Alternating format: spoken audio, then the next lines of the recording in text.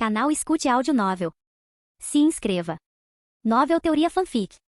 Fanfic Naruto, Uzumaki Senshi, Missão Rank, SSS, Parte 32, Capítulo 176. Nas ruas de Amegakure. Enquanto Karin e suas duas companheiras estavam ocupadas, Musen e seus colegas também estavam distraídos. Naquele momento, Lanil e Lanvu encaravam Musen com um olhar fulminante, como se quisessem devorá-lo vivo. Há pouco tempo, Musen achou que a casa de um aldeão estava sendo reconstruída muito lentamente e teve uma ideia ousada: usar a técnica estilo madeira vila para ajudar o aldeão a reconstruir a casa. O resultado? As habilidades de Musen no estilo madeira não se estendiam à técnica da vila, e a vila que ele criou era frágil, praticamente fina como papel. Pior ainda, ele destruiu completamente a estrutura inacabada que o aldeão estava reconstruindo. O aldeão idoso, ao ver a destruição, empalideceu e desmaiou, quase morrendo ali mesmo. Ao ver os olhares gélidos de Lanil e Lanvu, Musen coçou a nuca sem jeito. Foi um acidente, tá bem? Não me olhem assim. Lanil falou em tom calmo. Musen, eu já te avisei muitas vezes para não agir precipitadamente, ou isso só levará a consequências desastrosas. A voz de Lanvu era gélida. Até agora, toda vez que você faz algo por conta própria em nossas operações A3, algo dá errado. Estou deixando isso bem claro. Se você aprontar de novo, eu não vou te ajudar. Você que resolva seus próprios problemas junto com Lanil. Ao ouvir isso, Lanil disse imediatamente: Lanvu, como você pode dizer isso? Somos uma equipe de 3 pessoas. Musen prontamente concordou. Exatamente, os companheiros de equipe compartilham os bons e os maus momentos, não é, Lanil? Lanil, com semblante sério, respondeu: é isso que eu quero dizer. Embora compartilhemos tudo igualmente, também precisamos de justiça. Se você causar mais problemas, terá que lidar com eles sozinho. Concordo com Lanvu. Não vou ajudar mais. De volta ao assentamento do clã Uzumaki, Senshi usava seu mantra para ficar de olho em tudo na vila. Ao ver o que acabará de acontecer, ele quase cuspiu o chá de tanto rir. Felizmente, Uzumaki Touzen, sentado à sua frente, foi habilidoso o suficiente para se esquivar com um rápido movimento de teletransporte. Ou teria sido uma situação constrangedora. Depois que Musen causou problemas com a reconstrução, os 3 foram até a delegacia para ajudar nos interrogatórios. Afinal, mesmo que Musen causasse algum alvoroço lá, na pior das hipóteses, ele apenas deixaria os criminosos mais traumatizados. Não levaria a nenhum desastre real. E quem sabe, seu talento poderia ser realmente adequado para interrogatórios.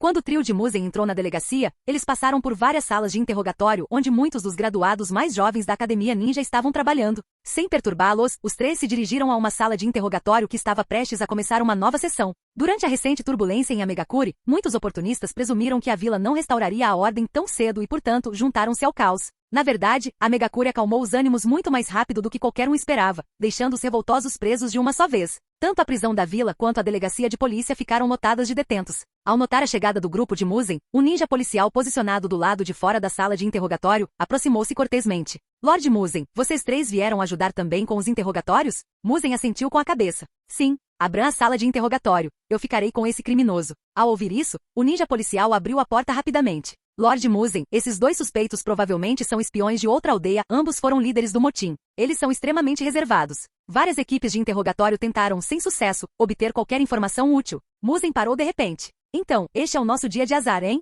Eles entraram e ficaram com o caso mais difícil. Se as outras equipes não conseguiram, não havia garantia de que eles também teriam sucesso. Nesse instante, porém, Lanil entrou calmamente na sala. Lá dentro, estavam 2 ninjas de rostos brutais e olhos ameaçadores. Seus chakras estavam selados e eles estavam presos às cadeiras, mas quando viram o trio de Lanil, seus olhares foram zombeteiros. Como espiões treinados, tinham certeza de que nenhum método de interrogatório os faria falar. Lanil não perdeu tempo e começou imediatamente. Você pode optar por confessar agora mesmo. Se o fizer, ambos receberão clemência. 2. Vamos separá-los e interrogar cada um individualmente. Quem confessar primeiro se safa com uma pena menor e o outro morre. 3. Se nenhuma dessas opções funcionar, pediremos ao Lord Senshi que o interrogue pessoalmente. No mundo ninja, não há nada que ele não possa fazer. Então, a essa altura, tanto você quanto sua família enfrentarão a mais severa punição de Amegakure. Escolha. A rápida sequência de ataques de Lanil deixou todos atônitos. Eles conheciam muito bem o nome Uzumaki Senshi e suas habilidades. Não ousaram ignorá-lo, então correram para revelar tudo o que sabiam. Começamos como mercenários no mercado negro da terra, depois recebemos treinamento de espionagem de algum grupo secreto em Ivagakure. Imaginamos que provavelmente era Ambu de Iva. Nossa missão era permanecer escondidos em Amegakure, coletar todo tipo de informação sobre o local e enviá-la de volta. Enquanto isso, sabotaríamos a vila sempre que possível, retardando seu desenvolvimento. Isso é tudo que sabemos. Você precisa cumprir sua promessa. Shinobi não enganam Shinobi. Tenha misericórdia de nós.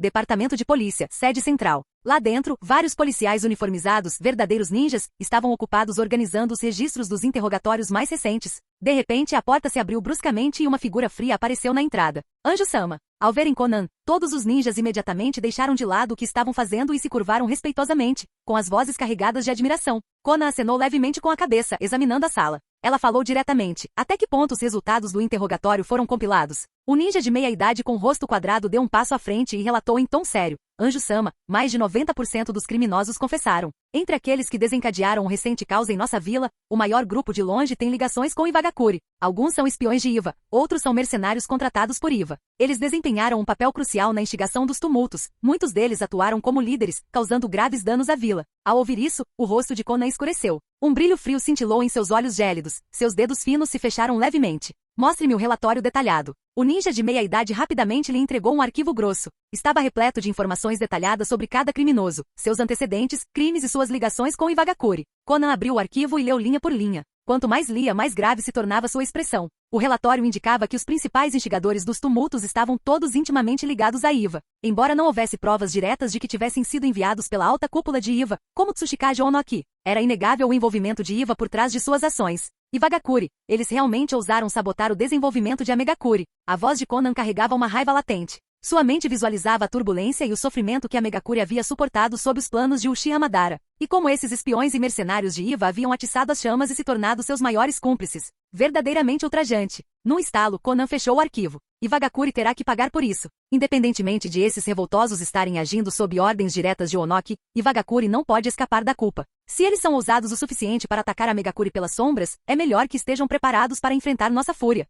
Iwagakure, escritório do Tsuchikage no edifício Tsuchikage. Atim. Por algum motivo, Onoki espirrou de repente. Ele não tinha certeza do porquê surgiu do nada, seguido por uma sensação vagamente sinistra. Nesse instante, Akatsushi entrou. Onoki olhou para ele. Alguma notícia de Amegakure? Atrás de Onoki estava Kurotsushi, que também estava curioso. Iwagakure havia recebido recentemente informações de que Amegakure, que estava se erguendo como sol, havia sido atingida por uma série de incidentes. Apesar do país da chuva ser pequeno e Amegakure não ter bases sólidas, o país cresceu surpreendentemente rápido e possuía muitos ninjas poderosos. Isso foi o suficiente para atrair a atenção de todas as principais vilas ninja. Ainda mais porque Amegakure tinha um ninja muito peculiar, Uzumaki Senshi. A essa altura, todos já haviam percebido que sempre que Senshi se envolvia em algo, se você acabasse do lado oposto, certamente haveria problemas. Muitas pessoas até acreditavam que se ele não fosse tão viciado em missões repetitivas, os figurões de cada nação e vila teriam uma dor de cabeça ainda maior. Como Amegakure era a vila de Senshi, ninguém esperava que fosse atacada. No entanto, o caos foi suficiente para mergulhar Amegakure em turbulência. Portanto, era evidente que o lugar ainda não era invencível ou inexpugnável. Se necessário, os diversos lados poderiam de fato fazer algo a respeito. Ao ouvir a pergunta de Onoki, Akatsushi respondeu sombriamente. Sensei, pelas informações que recebi, nos deparamos com um pequeno problema. Onoki franziu a testa. Problemas? O que você quer dizer? Akatsushi explicou. Enviamos um pequeno número de espiões para Amegakure para ficarem lá por um longo período e nos trazerem informações. Mas aparentemente algumas outras pessoas de alto escalão em nossa vila tiveram a mesma ideia. Entre esses figurões, há alguns radicais. Por diversos meios, eles ordenaram aos espiões que enviamos não apenas que coletassem informações, mas também que sabotassem o sistema. Depois que os tumultos em Amegakure foram sufocados, parece que todos esses espiões e mercenários foram capturados. Assim que Akatsushi disse isso, Onoki, que estava flutuando com os braços para trás, cambaleou e quase caiu no chão. Felizmente, Akatsushi, ágil como sempre, impediu que o idoso Tsuchikage passasse por um completo vexame. Quase saía fumaça das orelhas de Onoki. Era normal Iwagakure enviar espiões para Amegakure, mas dar a eles, ou a mercenários, ordens explícitas para sabotar era absurdo. Amegakure não era um alvo fácil. Quase certamente Iwagakure agora enfrentaria todo tipo de problema aleatório. Ao ver a fúria de Onoki, Akatsushi disse apressadamente. Sensei, tudo ficará bem, não é?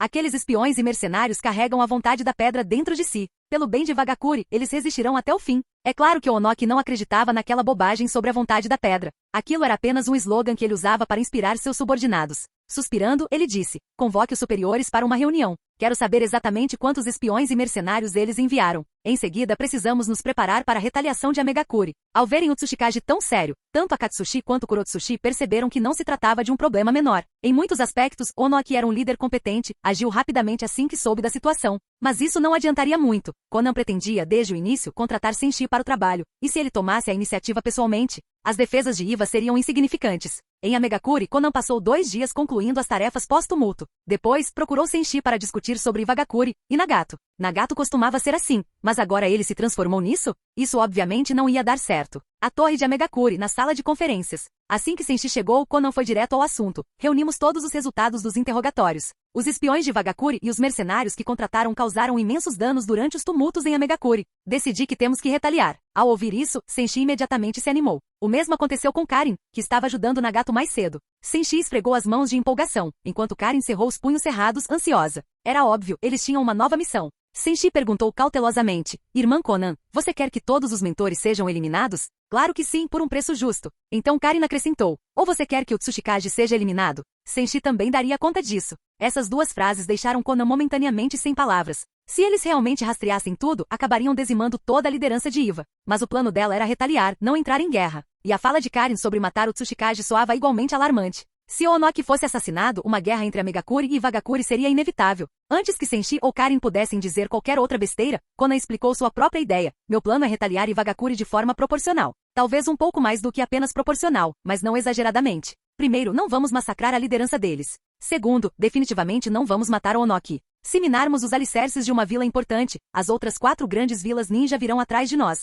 Karin desanimou ao ouvir aquilo. Se fosse esse o caso, a missão lhe pareceria tediosa. Ela teria preferido enviar Killer Queen para se esgueirar por Iwagakuri com explosões aleatórias e reacender o medo outrora instaurado por Deidara. Compreendendo a posição de Conan, Senshi também achou a situação menos emocionante. Claramente não seria difícil, quer ele usasse seu exército de clones de madeira ou Karin. No entanto, Senshi pigarreou. Irmã Conan, não é uma tarefa tão fácil. Conan ficou atonita. Há apenas um segundo, a expressão de Senshi dava a entender que seria fácil demais, ou seja, pouco lucro. Agora ele dizia que era difícil. Ela ficou um pouco tonta. Enquanto isso, Karin elogiava mentalmente Senshi. Ele é tão descarado, falando um monte de bobagem sem nem pestanejar. Antes, eu me sentia culpada só por enganar um pouco a Nagato. Após uma pausa confusa, Conan esfregou a têmpora. Senshi, onde exatamente está a dificuldade em retaliar contra Iva? Com um semblante de seriedade profissional, Senshi disse, há muitas dificuldades. Para começar, a capacidade de infiltração de Iwagakuri é obviamente forte o suficiente para enviar todos esses espiões e mercenários para a Megakuri. A menos que usemos a técnica caminho humano para verificar cada aldeão e ninja da vila, nunca saberemos quais deles podem ser espiões de Iva ou quem mais eles subornaram.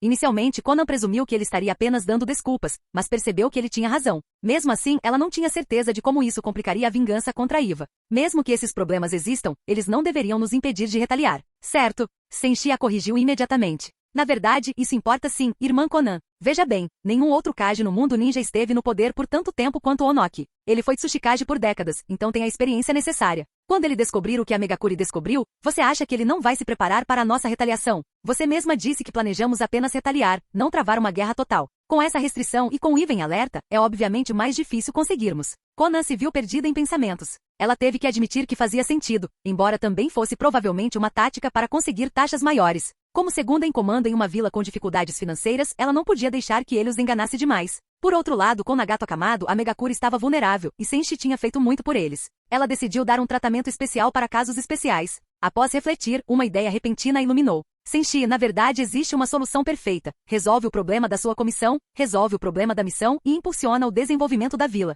Nagato ainda está se recuperando e não voltará ao trabalho tão cedo. Que tal reconsiderar a possibilidade de se tornar o Amekage interino, quer dizer líder interino? Pense nisso, se você se tornasse o líder interino, poderia organizar as tarefas você mesmo, distribuir comissões justas e sempre agir no melhor interesse da aldeia. O olhar de Conan estava fixo nele. Além de Nagato, só Senshi era capaz de liderar sozinho os 7 departamentos de Amegakuri. Karin piscou e disse, bem, Konanei, você é tão gentil. Mas com os princípios morais de Senshi, ele jamais desperdiçaria o orçamento. Ele garantiria que cada rio fosse usado da melhor maneira possível. Senshi deu um tapinha na cabeça de Karin, bagunçando seus cabelos. Ele pensou sim, ela sabe exatamente o que dizer. Na próxima vez que fosse à livraria local, se não houvesse uma prateleira com os escritos de Karin, ele ficaria furioso. Dito isso, não havia a menor chance de ele aceitar a proposta de Conan. Porque Nagato derrotada, Senshi coroado, não funcionária, o sistema não reconheceria missões que ele atribuísse a si mesmo. Caso contrário, ele não teria criado um banco Senshi. Ele simplesmente passaria o dia todo acumulando tarefas. Então, enquanto bagunçava o cabelo de Karin, ele disse para Conan, irmã Conan, claro, com meus elevados padrões morais, se eu fosse o líder interino.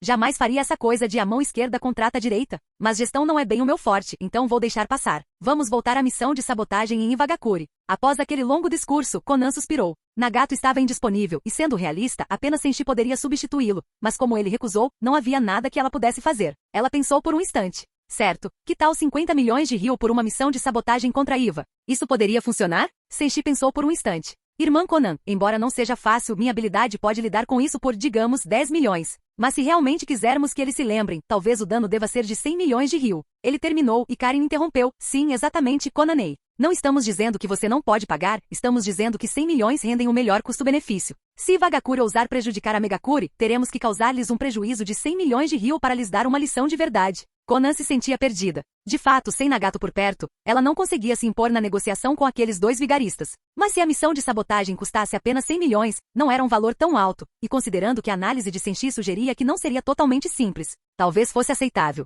No entanto, em relação à questão do Rinnegan, ela não conseguia nem imaginar o quão alto seria o custo. Nagato teria que participar daquela conversa sobre os honorários. Então, Conan disse a Senshi, muito bem, vamos estipular em 100 milhões. A vila te contrata por 100 milhões de ryo para infligir danos a Iwagakure pelo menos iguais aos que eles nos causaram ou talvez até piores. Com a missão concluída, Senshi estava satisfeito. Mas antes que pudesse aproveitar completamente, Karin levantou a mão. Konanei, depois que terminarmos, anunciamos que foi a Megakure quem os atacou. Senshi ficou perplexo. Onde Karin estava aprendendo tudo isso? Claro, ela tinha a Killer Queen como bomba, mas ela não era literalmente uma terrorista, certo? Conan prontamente cortou o assunto. Não há necessidade de proclamar que o ataque veio de Megakure. Assim que Iwa sofrer os danos, eles saberão perfeitamente quem foi o responsável. Dito isso, ela se virou e saiu da sala de conferências. Esperem aqui, vocês dois. Vou trazer Nagato em sua cadeira de rodas para que possamos continuar. Conan pensou consigo mesma. Não consigo lidar com esses dois vigaristas sozinha. Estamos gastando 100 milhões na sabotagem, e quem sabe quanto mais na missão do Rinnegan. Precisamos da presença de Nagato, ou nunca chegaremos a um acordo sobre um preço justo. Pouco depois de ela ter saído, ela voltou, empurrando Nagato em uma cadeira de rodas. Ao ver Nagato usando óculos escuros, Senshi fez uma pausa e brincou. Líder, enquanto você se recupera, poderia aprender a tocar violão. Da próxima vez que aparecer, toque um acorde lento e diga, escrevi isso quando estava no fundo do poço, ninguém me entende, cara. Isso realmente ajudará o mundo a sentir sua dor, a entender sua dor, a aceitar sua dor. Karina sentiu freneticamente. É verdade. Só essas linhas já transmitem um sofrimento intenso. Ele suspirou por dentro. Sério, num momento como este, precisamos mesmo falar em fazer o mundo sentir dor? Talvez depois que eu me recuperar. Conan estacionou a cadeira de rodas perto da mesa de reuniões e perguntou. Senshi, alguma ideia sobre os olhos de Nagato? Senshi pensou por um momento. Nossa única opção imediata é um Sharingan ou Byakugan temporário. Ele falou enquanto retirava um frasco de vidro do armazenamento do seu sistema, contendo um par de Sharingan de 3 Tomoe. Em seguida, ele tirou outro frasco com um par de Byakugan. Conan encarou os frascos ponderando. Deveriam implantar o Sharingan ou Byakugan para que Nagato pudesse voltar ao trabalho? Ou deveriam ver se havia uma maneira de ele recuperar o próprio Rinnegan? Enquanto Conan ainda ponderava sobre o assunto, Nagato recusou. Embora o Sharingan e o Byakugan sejam Kekkei incríveis, minha saúde se deteriorou recentemente e ainda estou me recuperando. Não é apropriado para mim sustentar um novo par de olhos agora. Prefiro esperar até que meu corpo esteja curado e então ver o que é realista. Ele não tinha intenção de voltar ao trabalho, estava exausto da rotina anterior e agora que seu Rinnegan havia desaparecido, dormia e se alimentava bem, sentindo-se melhor do que nunca. Comparado a isso, os velhos tempos pareciam uma verdadeira tortura. Então, por enquanto, ele nem queria falar sobre o tratamento ocular. Com a Megakure e Akatsuki sob o controle de Senshi e Conan, ele não precisava se preocupar. O plano final deles para Akatsuki continuava avançando sem problemas, mesmo sem ele. Se ele se concentrasse, seria afundado novamente na mesma rotina maçante de sempre. Melhor evitar isso enquanto eu puder. Conan, por outro lado, tinha a opinião oposta. Para ela, a Megakure não podia ficar sem Nagato. Mesmo que custasse mais dinheiro contratar Senshi, eles precisavam que ele tivesse o Rinnegan novamente. Caso contrário, não haveria ninguém para lidar com a grande carga de trabalho de Megakure e da Akatsuki. Ela se virou para Senshi. Podemos recuperar o Rinnegan de Nagato das mãos de Uchiha Madara? Ou encontrar outra maneira para ele obter o Rinnegan? Senshi parecia preocupado. O Rinnegan não é exatamente fácil de proteger. Dessa vez, ele estava sendo sincero. Realmente não seria simples. Ao ouvir isso, Nagato ficou secretamente encantado. Ótimo, se for muito difícil, posso continuar descansando por mais tempo. Mas externamente ele disse, isso é complicado, sem o Rinnegan, eu realmente não consigo me virar como líder de Megakure. E estou muito acostumado com o Rinnegan, eu tosseria se usasse qualquer outro olho. Conan franziu a testa preocupada. É mesmo tão difícil conseguir outro Rinnegan por outros meios? Senshi pensou por um momento. Irmã Conan, adquirir um novo Rinnegan por meios alternativos seria um processo longo. Não sei dizer quanto tempo levaria. Ele estava dizendo a pura verdade. Através do sistema de extração de poderes, ele só havia conseguido extrair itens como o Sharingan ou Byakugan. Mesmo o Mangekyo Eterno, o nível abaixo do Rinnegan, exigia uma extração super. Para algo do nível do Rinnegan, a extração atual era impossível, e provavelmente avançada também. Conan ficou em silêncio por um instante, depois perguntou com as sobrancelhas franzidas, e se simplesmente recuperássemos o Rinnegan de Uchiha Madara? Isso também levaria muito tempo?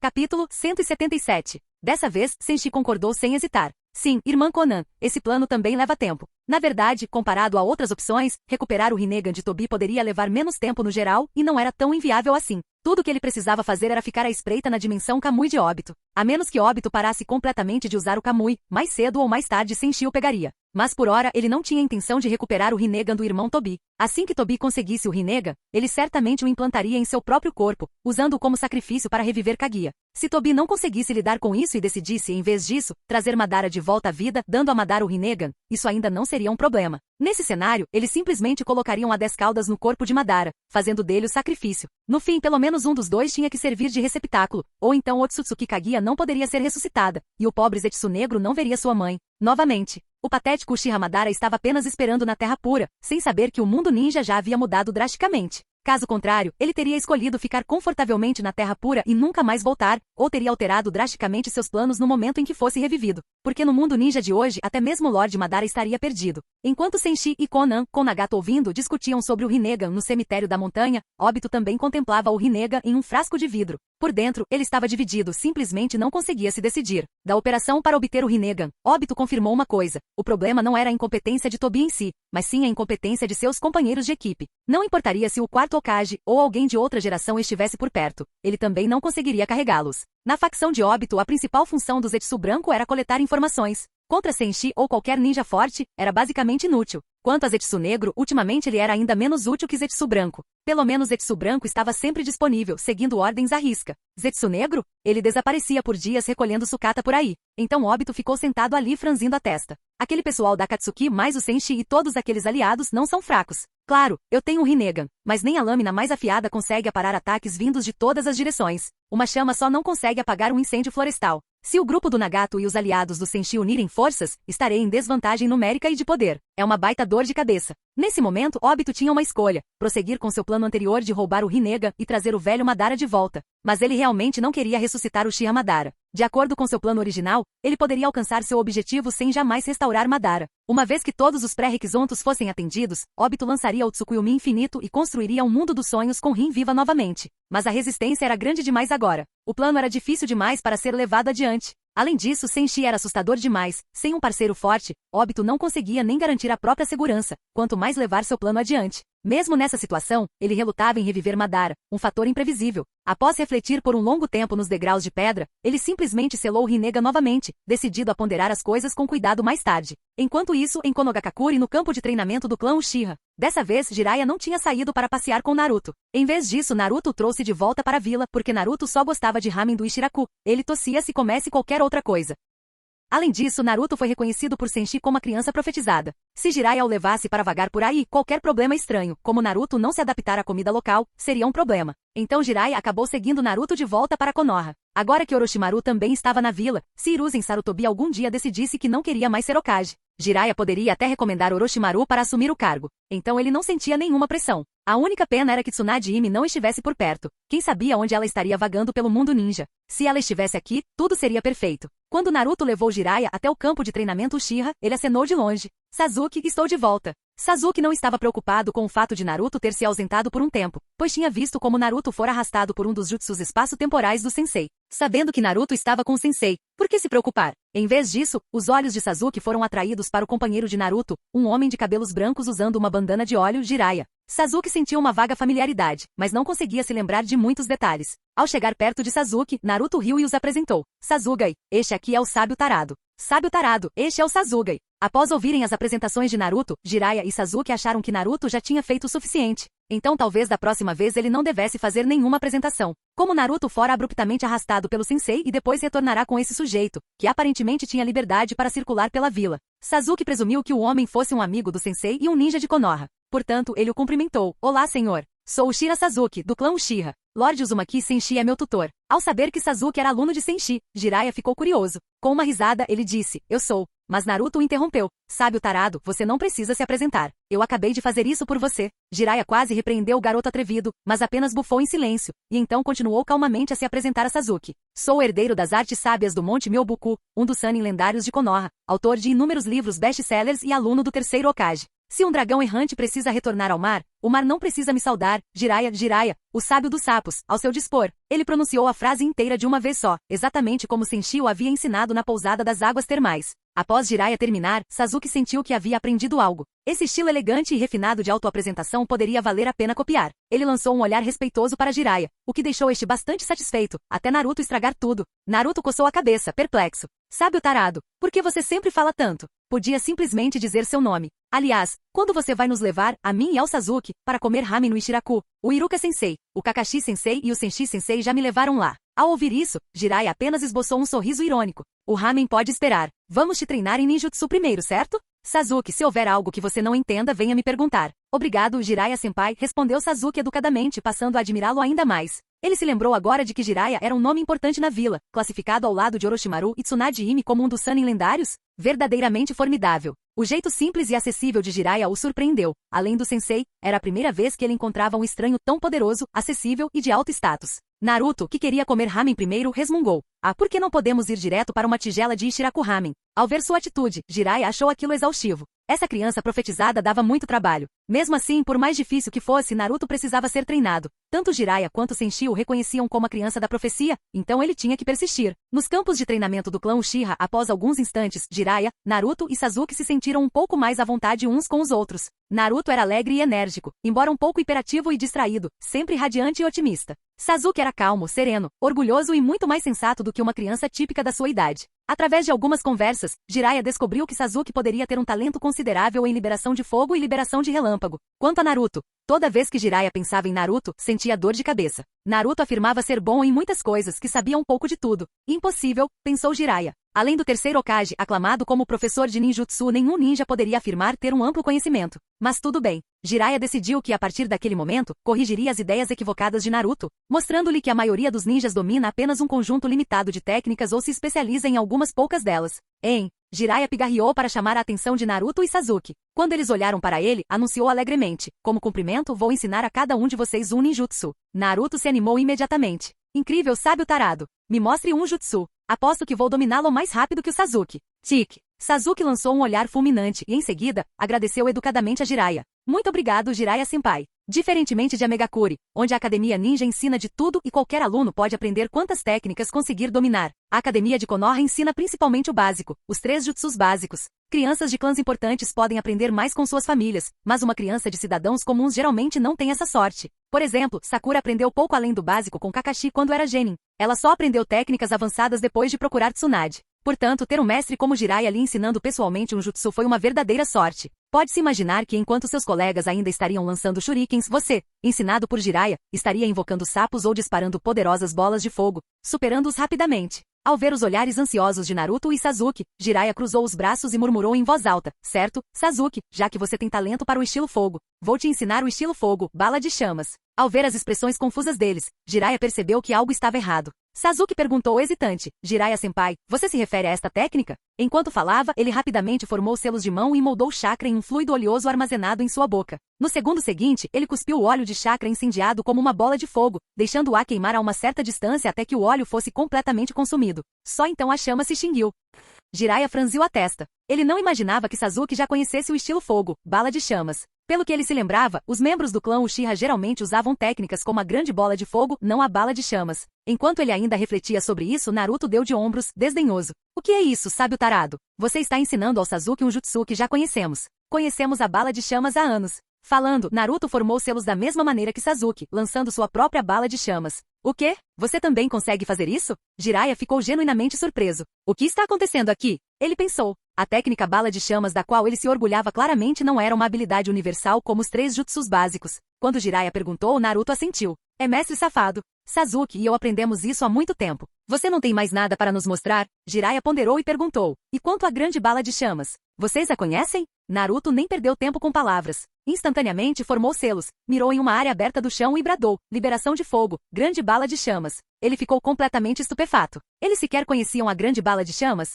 Naruto e Sasuke tinham apenas 11 ou 12 anos, e a nova geração de Konoha já havia alcançado esse nível. Reavaliando a situação, Jiraiya pensou. Muito bem, então eles já conhecem as balas de chamas. Talvez eu possa ver se eles conseguem fazer invocações. Então ele disse firmemente. Bem então, certamente vocês dois não conseguem usar a técnica de invocação, certo? Sasuke não disse nada, apenas mordeu o dedo, formou um selo e bateu a palma da mão no chão. Marcas negras misteriosas se espalharam pela terra. Bum! Uma nuvem de fumaça branca irrompeu e Sasuke invocou uma cobra gigante. Enquanto isso, Naruto invocou um sapo do Monte Myobuku. Mais uma vez, ele estava completamente perdido. Embora não estivesse muito familiarizado com as cobras da caverna Ryushi, ele conhecia muito bem os sapos de Myobuku. Será que Naruto já tinha permissão dos sapos para um contrato de invocação? E aquele sapo também reconheceu Jiraiya, era Gama-Ryu. Jiraiya e Gama-Ryu ficaram se encarando boquiabertos, até que o sapo coçou a cabeça e perguntou. Lorde Jiraiya, por que o senhor está aqui?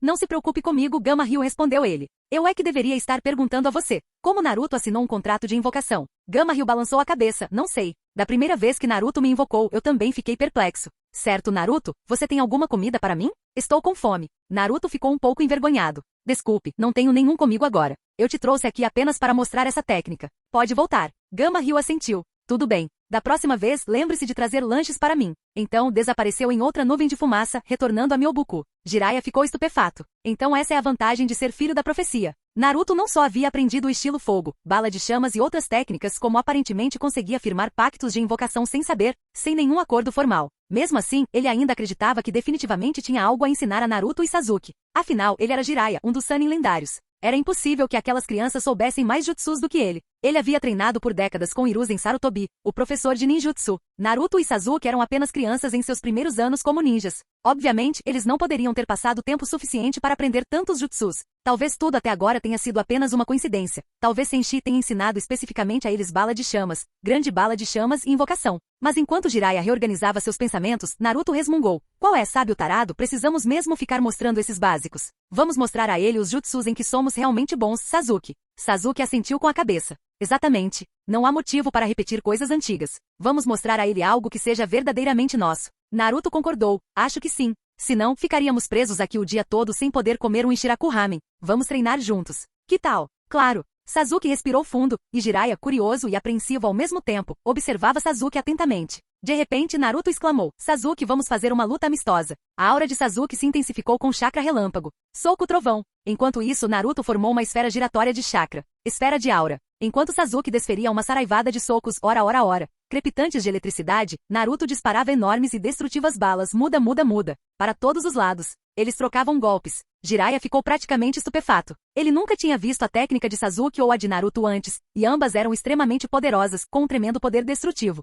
Então, a dupla desferiu uma série de jutsus, cada um mais intenso que o anterior. O couro cabeludo de Jiraiya formigava. Eles não eram exatamente mais fortes que ele, mas com certeza conheciam mais ninjutsu do que ele. Jiraiya percebeu que se seu plano era dar a Naruto e Sasuke um jutsu cada, poderia ser o contrário. Cada um poderia ensiná-lo algo. Por exemplo, a esfera de aura de Naruto ou o soco trovão de Sasuke pareciam bastante interessantes. Além disso, ele rapidamente percebeu mais uma coisa. Mesmo depois de disparar uma quantidade enorme de jutsus, nem Naruto nem Sasuke pareciam minimamente exaustos. Suas reservas de chakra deviam ser imensas. Para Jiraiya, isso era simplesmente impressionante. Por um lado, ele estava entusiasmado com o talento e o potencial de Naruto. Por outro lado, ele percebeu que todos os seus métodos e experiências de treinamento habituais poderiam não ser mais aplicáveis. Naruto, ao que parece, já possuía muito mais ninjutsu do que Jiraiya. Ele precisaria de algum tempo para pensar em como guiar essas crianças dali em diante. Naquele mesmo instante em Amegakuri, Senshi não fazia ideia do quanto havia chocado Jiraiya ao fornecer a Naruto e Sasuke tantas técnicas, ou ao dar-lhes a capacidade de colecionar cartões raspáveis para obter ainda mais ninjutsu. Senshi já havia resolvido suas pendências em Amegakuri e estava partindo com um grupo de recrutas para executar uma missão. A missão deles, um plano de vingança de 100 milhões de ryu contra Iwagakure. E para aliviar a carga enquanto treinava seus mercenários, ele trouxe alguns subordinados talentosos. A primeira, claro, era Karin. Seu stand, Killer Queen, era perfeito para missões de sabotagem. Contanto que ela não anunciasse e a Megakuri reivindica a responsabilidade por este ataque terrorista, tudo correria bem. Afinal, a operação era para ser um ato de vingança legítimo, não um ato aleatório de terrorismo. Até mesmo os antigos bombardeios terroristas de Deidara em Iwa tinham um motivo por trás. Ele queria provar sua arte. Então, não foi totalmente sem provocação. Além de Karin, a equipe incluía o peso pesado Uzumaki Musen. Durante o tumulto em Amegakuri, aquele garoto usou o estilo madeira de forma tão descontrolada que causou mais danos à vila do que os próprios revoltosos, quase sendo preso. Trazido para Iwagakure para sabotagem, ele pode se provar extremamente valioso. O resto da equipe incluía veteranos. Lanil Lanvu, os irmãos Raimon, todos eram rostos conhecidos. Pouco antes de partirem, Senshi olhou para Karin. Quando souberam que iriam para Iwa, Karin tentou levar suas duas companheiras mais novas, Haruko e Mikiko. Embora fossem habilidosas, eram muito jovens e inadequadas para viajar. Então, presumivelmente, ela teve que mandá-las embora. Conhecendo quão tola Karin era, quem sabia se ela realmente havia concordado. Senshi olhou para Karin e perguntou casualmente. Haruko voltou para o assentamento Uzumaki e Mikiko retornou à academia ninja, certo? Os olhos brilhantes de Karin se moviam de um lado para o outro. Isso não é certo. Eles podem estar em outro lugar. Nesse momento, Senshi entendeu exatamente o que ela queria dizer e esfregou a têmpora em frustração. Libertem-nos de Kamui, disse ele. Karin mostrou a língua, deixando Haruko e Mikiko saírem timidamente de seu espaço Kamui. Haruko segurava um gato azul e rechonchudo, na verdade, duas caudas ainda menor, Matatabi. Com uma expressão adoravelmente confusa, ela perguntou. Karinei, já chegamos? Já podemos começar? Mikiko só conseguiu esconder o rosto nas mãos. Essa equipe não vai dar certo. Karin é muito instável, Haruko é muito ingênua e por aí vai. Haruko abraçava a besta com cauda como se fosse um animal de estimação. Senshi suspirou e disse a Haruko, essa é uma besta com cauda. É perigosa, não é algo para se abraçar. Haruko ergueu seu rostinho inocente. Mas Lord Senshi não é nada perigoso. Da última vez que estivemos no espaço Kamui de Karinei, ele cresceu e tentou me assustar, então usei correntes de selamento adamantinas e o prendi. Ele é realmente obediente. Senshi piscou. Ele quase havia se esquecido do notável potencial de Haruko. Embora ainda fosse uma criança, ela já havia despertado as correntes de selamento adamantinas. Enquanto isso, Matatabi se sentia verdadeiramente miserável. O clã Uzumaki ainda nem era tão grande e a vida já era tão difícil. Quando aquele clã em Amegakuri crescesse, as bestas com cauda poderiam ser imobilizadas por meia dúzia ou mais de Uzumaki de uma só vez com correntes de selamento adamantinas, se sequer piscassem. Depois que Karin trouxe Mikiko e Haruko para fora, Senshi não se demorou. Primeiro, ele jogou a duas caudas de volta para a dimensão Kamui de Karin. Em seguida, usou sua habilidade espaço-temporal Karma para enviar Haruko e Mikiko de volta para a vila. Não havia como ele trazer aquelas duas crianças para sabotar Iva. Deixá-las crescer primeiro, talvez até atingirem a altura de Karin. Com isso resolvido, Senshi reuniu o restante em uma carroça, prontos para partir para Iwagakure. Quanto a Deidara e Sasori, eles continuariam realizando missões no mercado negro com um clone de madeira por perto até que todos se reunissem novamente. Essa estratégia tinha vantagens. Impedia que Iwagakure permanecesse em alerta máximo indefinidamente, se não houvesse retaliação por um tempo. A guarda deles poderia baixar, além de dar a Karin e aos outros tempo para se prepararem. Encostado na parede da carruagem, Senshi ponderava. Qual o melhor plano para atacar Iva? Claro, eu consigo lidar com isso sozinho, mas se tivéssemos um esquema, seria melhor. Vamos ver se esses mercenários têm alguma ideia brilhante. Ele perguntou, então, o que vocês acham da nossa vingança contra Iwagakure? Muzen disparou imediatamente, Lord Senshi, tive uma ideia ousada. Antes que pudesse elaborar, porém, Lanil e Lanvu fuzilaram com o olhar. Ele já os havia envergonhado o suficiente na frente de todos. Vendo isso, Muzen deu uma risadinha sem jeito. Minha ideia ainda não está totalmente formada, deixe-me pensar a respeito. Senshi apenas assentiu com a cabeça. Ele nunca realmente esperou que Muzen elaborasse um plano tão brilhante. Muzen resmungou internamente. Suspiro, preconceitos são tão prejudiciais. Por que Lanil e Lanvu não confiam que eu tenho um bom plano? Quero dizer, Iva tem terras férteis, posso combinar meu estilo madeira com o de Lord Senshi e cobri-los com uma floresta imensa. Ele tinha razão em parte. Com o estilo madeira de Senshi, combinado com a topografia de Iva, eles poderiam soterrar a vila inteira em uma floresta gigante. Embora isso pudesse transformar Iwagakure na maior exportadora de madeira do mundo ninja. Enquanto isso, os outros adotaram uma abordagem mais cautelosa. Lanil, após refletir sobre o assunto, disse, Lord Senshi, talvez devêssemos nos infiltrar em Iva primeiro, coletar informações e então planejar de acordo. Raimon Setsuka concordou. Eu apoio o plano de Lanil. Lanvu também assentiu. Raimon Ayati, embora não tão louco quanto Muzen, ainda era um candidato a gênio oculto do absurdo. Ele cutucou Muzen discretamente, sussurrando. Muzen, cara, eu te apoio. Me conta seu plano para eu ver se funciona. Muzen apenas balançou a cabeça. Vai se acalmar sozinho. Informações sensíveis não devem vazar com tanta facilidade. Canal Escute Áudio Novel. Capítulo 178. Raimon Ayati, ao ouvir o que Muzen disse, não só não foi embora para outro lugar, como na verdade se aproximou ainda mais de Muzen. Inclinando-se para perto de Muzen, baixou a voz e disse, Muzen, acredite em mim, heróis apreciam heróis, e eu sei valorizar suas ideias. Já que Raimon Ayati estava falando isso, Muzen também se inclinou para sussurrar em seu ouvido. Enquanto isso, do lado de Senshi, ele achava que Lanil estava um pouco estável demais. Mas em comparação com outros, ser cauteloso não era uma coisa ruim. Afinal, eles não eram onipotentes como alguns outros, nem possuíam muitas técnicas para salvar vidas. Se eles avançassem de forma imprudente, colidindo frontalmente com Muzen, seria perfeitamente possível que Muzen os eliminasse com um único movimento. Desse ponto de vista, o desempenho de Lanil foi aceitável, como esperado de um jovem excepcional do clã Uzumaki. Quanto a Muzen e Raimon Ayati, esses dois estavam dando dor de cabeça a todos. O plano de Muzen já era bastante absurdo. No entanto, Raimon Ayati achava que Muzen ainda tinha espaço para evoluir. Isso fez com que Senshi entendesse uma certa verdade. Quando as pessoas ficam completamente sem palavras, elas realmente riem.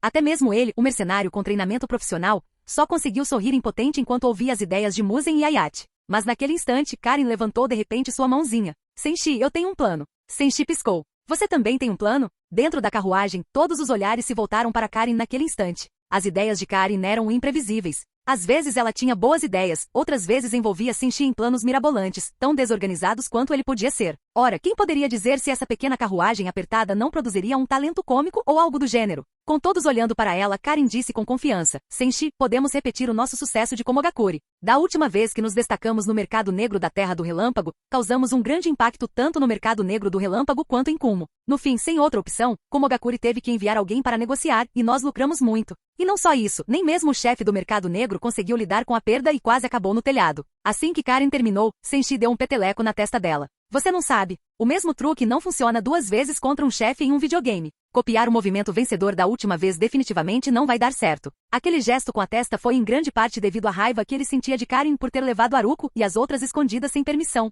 Haruko tinha apenas 6 anos, Mikiko 5. Elas eram muito pequenas para aparecerem em um cenário de campo de batalha. Embora Senshi tenha dado um peteleco na testa de Karin, logo pigarreou e disse, mas eu tenho uma ideia. Podemos absorver completamente as lições da nossa vitória em Kumogakure, fazer do mercado negro da terra o nosso ponto de entrada e travar uma guerra econômica contra Iwagakure. Assim que os shinobi de Iwa não conseguirem missões, as finanças da vila sofrerão um grande baque e o sustento dos ninjas de Iwa ficará difícil. Quando Iwa for forçada a voltar à mesa de negociações, poderemos exigir termos exorbitantes e causar-lhes enormes prejuízos. Ela ficou paralisada por um instante, depois piscou e perguntou, Senshi, você não acabou de dizer que não se pode usar o mesmo truque 2 vezes? E em que o seu plano difere daquele que acabei de propor? Senshi deu de ombros e disse, sem dar muita importância, não importa se é diferente ou não, diga apenas se é um bom plano. Karin, Nesse momento, ela percebeu que havia sido vítima de bullying. O plano de Senshi era obviamente viável, mas ele não havia pensado muito a respeito e mesmo assim, deu um peteleco na testa dela. Pensando nisso, Karin resmungou e desferiu um soco em direção a Senshi. Seu idiota, Senshi.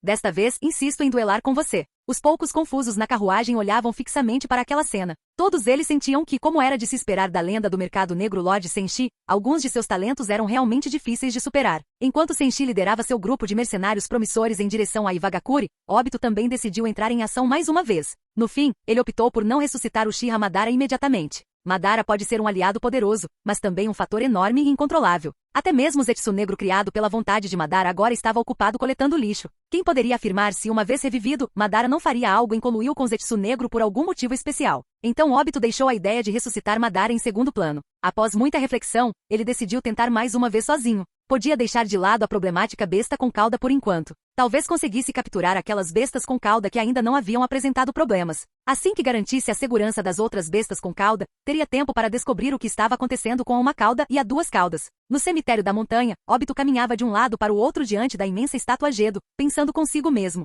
Não consigo pegar a cauda de uma cauda ou a cauda de 2 caudas por enquanto. A cauda de 3 caudas já está presa na estátua Gedo. A cauda de 4 caudas e a cauda de 5 caudas talvez sejam possíveis, mas é melhor não arriscar, porque encontrar o Senshi cara a cara seria perigoso. Isso significa que devo enfrentar as 6 caudas primeiro. Depois de lidar com as 6 caudas, posso decidir qual besta com cauda atacar em seguida. Dito isso, ele ativou resolutamente o Kamui, teletransportando-se para a Terra da Água. Ele conhecia bem o país da água, tendo controlado o quarto Mizukage e Agura, e permanecido lá por um tempo. Mesmo assim, desta vez ele se sentia um pouco ansioso. Ele não se precipitou em Kirigakure, sabendo quão estreitas eram as relações entre Keri, Amegakure e Senshi. Mesmo assim, subestimou a proximidade entre Keri e Amegakure. Até mesmo nos arredores de Keri, viu muitos agentes da Anbu. E não só isso, logo na entrada da vila, havia várias crianças vestindo o casaco vermelho da Akatsuki brincando por ali. Obito não pôde evitar um suspiro. Será que Senshi e Amegakure se infiltraram em Kirigakure tão profundamente? Será que a alta cúpula de Kirigakure está simplesmente ignorando tudo? Eles não estão apenas infiltrando ninjas de Kirigakure na Akatsuki, como também estão marcando a nova geração de ninjas com a marca da Akatsuki. Enquanto Obito refletia sobre isso de uma grande árvore atrás dele, Zetsu branco espiou pela metade e disse, você não pode chamar isso de infiltração de Senshi e Amegakure. A cooperação deles com Keri é simplesmente muito estreita. Os ninjas e aquelas crianças que você vê fazem parte da filial da Akatsuki em Kirigakure. Essa filial da Akatsuki em Kirigakure é liderada por Oshigaki Kizami e Uchiha Itachi. Mas, por algum motivo, Itachi tem levado Kizami para todos os cantos do mercado negro do país da água ultimamente, fazendo missões sem parar. Eles não vão interferir no seu plano. Após ouvir, Obito ficou ainda mais emocionado. O mundo ninja estava insano ultimamente, uma série de eventos bizarros, um após o outro. Agora, uma filial da Akatsuki havia sido estabelecida em Keri, uma das 5 grandes vilas shinobi. Mas como Zetsu branco disse, contanto que Itachi e Kizami não o impedissem, ele não precisava se preocupar com eles. Despreocupadamente, Obito perguntou a Zetsu branco, você descobriu a localização do Jinchuriki das 6 caudas? Zetsu branco respondeu, continuo confirmando. Ele é um Jinchuriki das bestas com cauda, então nunca chegamos muito perto. Aliás, tem mais uma informação que eu deveria compartilhar. Obito franziu a testa. Que informações? Zetsu branco fez uma pausa e disse, no início, o Jinchuriki de 6 caudas vivia com seu mestre em uma pequena ilha, raramente saindo dela. Recentemente, porém, seu alcance de atividade se expandiu bastante, cobrindo todos os cantos de Keri e além. Se ele estiver dentro da vila, teremos que esperar que ele saia antes de agirmos. Existem muitos clones de madeira de Senshi em Keri. Ouvir o nome, clone de madeira de Senshi, deixou Obito furioso. Grande parte dos problemas de seu plano vinha daquele homem. Entretanto, nenhum ninja poderia ter azar o tempo todo. Ele já havia tido azar ao capturar a besta de uma cauda e a besta de 2 caudas. Esperava que desta vez, com a besta de 6 caudas, tivesse mais sorte. De fato, Zetsu Branco logo repassou informações de que o Jinchuriki das 6 caudas, o Takata, estava treinando em um vale perto de Kiri, e não dentro da vila. Dito isso, Obito partiu imediatamente em busca de Takata. O Takata, completamente alheio ao perigo que se aproximava, estava ocupado soprando bolhas no vale. Um redemoinho de espaço transparente surgiu não muito longe. No segundo seguinte, Obito mascarado emergiu do vórtice. Obito o encarou friamente. Ainda fazendo bolhas de sabão, é? Vim para acabar com você. Ao ouvir suas palavras, o Takata ficou tenso. Com a questão da besta com cauda resolvida, ele estava relaxado ultimamente. Agora do nada surgiu um convidado indesejado com mais intenções. Concentrado em Obito, o Takata percebeu que não sabia nada sobre o passado daquele ninja, então o testou perguntando: "Por que você está me procurando?" Obito não respondeu, lançando um jutsu em vez disso, formando selos de mão, ele gritou: "Liberação de fogo, técnica da grande bola de fogo." Uma grande bola de fogo laranja apareceu e avançou rapidamente em direção ao Takata. Rápido em sua resposta, o Takata retaliou: "Liberação de água, técnica da bolha." Através de um item especial para soprar bolhas, ele lançou uma infinidade de bolhas coloridas, que colidiram com a bola de fogo de Obito. Após um tempo, a bola de fogo de Obito desapareceu, substituída por inúmeras bolhas brilhantes ao seu redor. Escondido atrás da cortina de bolhas, o corpo de Takata não era mais visível, mas a voz de Takata o alcançou. "Da última vez, qual era exatamente o seu objetivo aqui?" Obito zombou. "Você está morto, não precisa saber." Essa resposta enfureceu Takata. Se Obito estava ali para matá-lo, não havia motivo para hesitar. Ao seu comando, o mar de bolhas coloridas avançou sobre Obito como bombas flutuantes. "Suzano!" Obito não perdeu tempo e o invocou imediatamente. Bang! Bang! Bang! Aquelas bolhas coloridas, ao colidirem com a carne de um ninja comum, podiam mutilar ou até mesmo matar. Mas contra certas defesas robustas, elas não eram fortes o suficiente. Enquanto isso, a área ao redor de Suzano se enchia cada vez mais de bolhas. Naturalmente, o Takata não estava tentando subjugá-lo pela quantidade, mas sim criar confusão. Ele próprio entrou em uma grande bolha na esperança de escapar. O ninjutsu de bolhas era versátil, bom para ataques em larga escala e também para voar. Infelizmente, ele não foi muito longe antes que um vórtice transparente se formasse atrás dele. Oh, não! Aquele som fez o coração de Takata disparar. Antes que pudesse reagir, Obito desferiu um gancho em seu queixo, quase o nocauteando. Tendo se tornado habilidoso em lidar com Jinchuriki após Gaara e Ujito, Obito desferiu uma violenta sequência de golpes, soco, soco, joelhada, não deixando ao Takata nenhuma chance de revidar. Se a besta com cauda ainda estivesse presente, o Takata poderia ter tentado uma transformação parcial. Agora, porém, ele não podia. E o ataque de Obito era tão feroz que o impedia de fazer bolhas. Enquanto Obito atacava, ele também permanecia cauteloso, caso Takata tentasse usar o poder da besta. Mas mesmo depois de espancar o rosto de Takata até deixá-lo em frangalhos, o homem jamais acessou sua besta com cauda. O coração de Obito afundou diante do cenário tão familiar. Assim como fizera com Gaara e Ujito, ele o examinou cuidadosamente após a surra. E de fato só sentiu desespero. O Takata praticamente perderá sua besta com cauda. Obito praguejou amargamente em pensamento. Droga! Com certeza é culpa do Senshi. Há muito tempo, ele convenceu Nagato a caçar bestas com cauda. Como a 3 caudas não tinham um Jinchuriki, ela foi selada na estátua Gedo, enquanto as outras foram roubadas silenciosamente. Agora a 1, 2 e 3 caudas estão danificadas, e ele provavelmente está de olho na 4 e 5 caudas em seguida. Se todas as bestas com cauda acabarem nas mãos do Senshi, como vou conseguir levar meu plano adiante? Mas, enquanto refletia, pensou em outra coisa. O Jinchuriki das 7 caudas era assistente de Kakuzu, membro da Akatsuki e também do grupo mercenário de Senshi. Em outras palavras, um dos seus. Mesmo que Senshi tivesse como alvo outros Jinchuriki, certamente não se voltaria contra seu próprio povo. Com isso em mente, Obito resolveu ir atrás das 7 caudas em seguida. Ele coletaria todas as bestas com cauda que conseguisse. As que não estivessem disponíveis, ele veria depois. Dito isso, ele desapareceu usando o Kamui para começar a planejar como capturar as 7 caudas. Originalmente, Kakuzu trabalhava principalmente no mercado negro de Amegakuri. Em seguida, expandiu seus domínios para Kusagakuri, Takigakuri e o mercado negro do País do Fogo. Mas ultimamente, com o crescente poder tanto dele quanto de Fu, todo mundo ninja se tornou seu território. Se nem a vila, nem a Akatsuki, nem o grupo de Senshi tivessem alguma tarefa especial para eles vagariam por aí fazendo missões. Normalmente, eles ainda deveriam estar viajando de um mercado negro para outro, mas ao ouvirem que a aldeia estava em perigo, voltaram correndo. A figura de Kakuzu surgiu como um borrão na floresta, uma sombra negra movendo-se a uma velocidade insana. Desde que o grupo mercenário desbloqueou os poderes de Raspadinha, ele ficou exponencialmente mais forte. Até agora, nem mesmo o próprio Kakuzu havia contado quantas raspadinhas usou, apenas que ele era terrivelmente poderoso, com cerca de 300 pontos extras de chakra. Ele conhecia uma quantidade impressionante de ninjutsu, basicamente todos os que não eram Kekkei Genkai. Além disso, após inúmeras missões, ele havia elevado o nível da sua fruta da corda a um patamar muito alto, que se combinava de forma explosiva com seu medo da terra. Ele também havia obtido diversos buffos em cartas de culinária. Embora não acreditasse que pudesse derrotar Senshi, tinha certeza de que nenhum outro ninja lhe causaria problemas. Comparado ao seu antigo eu, ele estava em outro nível. Aqueles que costumavam lutar de igual para igual com ele agora morreriam instantaneamente. Enquanto Kakuzu avançava, Fu fazia o possível para voar atrás dele, com as asas saindo de suas costelas. Enquanto voava, ela tagarelava. Kakuzu-sama, em breve estaremos de volta em casa. Kakuzu apenas grunhiu. Ele estava furioso com o caos em Amegakure. Deixando tudo de lado, o mercado negro de Amegakure tinha sido seu ponto de partida. Embora agora trabalhasse em vários lugares, ele havia passado incontáveis meses trilhando seu caminho no mercado negro de Amegakure, então se sentia em casa ali. Ele tinha um carinho enorme por aquele lugar. Embora seus negócios tivessem se expandido, seu vínculo com o mercado negro de Ami era eterno. Ouvir que toda a vila havia sido atacada foi como ouvir que sua casa quase foi arrasada. É claro que ele ficaria furioso. Enquanto cruzavam a floresta em alta velocidade, Fu tirou um pequeno caderno com informações que guardava. Kakuzu-sama, graças à sua longa carreira, o senhor já possui uma ótima reputação em todo o mundo ninja. E com a nossa disponibilidade para aceitar missões, sua fama e influência aumentaram ainda mais. Agora, o senhor é considerado o mercenário mais forte do mercado negro depois do Lord Senshi, o segundo melhor, acima de todos os outros. Kakuzu sorriu satisfeito, achando que merecia a vitória. Correndo em direção a Fu disse, são boas notícias, mas não podemos baixar a guarda. Precisamos continuar aprimorando nossas habilidades. Devemos nos tornar a melhor equipe mercenária, talvez só perdendo para Senshi e Karin, e nos manter à frente dos demais. Fu sorriu radiante. Ela vinha recebendo elogios de Kakuzu com mais frequência, treinando com paixão ardente, e por isso seu poder havia aumentado consideravelmente. Depois que ele terminou, ela cerrou o punho com entusiasmo e disse, não se preocupe, Kakuzu-sama, continuarei me esforçando para aprimorar minhas habilidades de missão. Então, silenciosamente para si mesma, Fu, continue se esforçando. Você não pode perder para Karin, você é a melhor assistente. Pare, disse Kakuzu abruptamente, sem saber o que Fu estava pensando. Eles haviam chegado a uma certa floresta, e seus instintos mercenários bem apurados lhe diziam que o perigo espreitava adiante. Ele havia pressentido algo sinistro. Ao longo de muitas missões, ele aprenderá a confiar nessa intuição. Fu parou imediatamente, examinando rapidamente os arredores com uma compostura experiente. Ela também era agora uma mercenária experiente. E de fato, os instintos de Kakuzu estavam certos. Da floresta emergiu uma figura mascarada caminhando calmamente. Você? Kakuzu franziu a testa ao ver Obito. Ele só sabia que Obito estava de alguma forma ligado a Akatsuki, mas não os detalhes. Sim, eu disse Obito, avançando. Kakuzu o observou por um instante e então perguntou, por que você está aqui? Obito continuou avançando casualmente.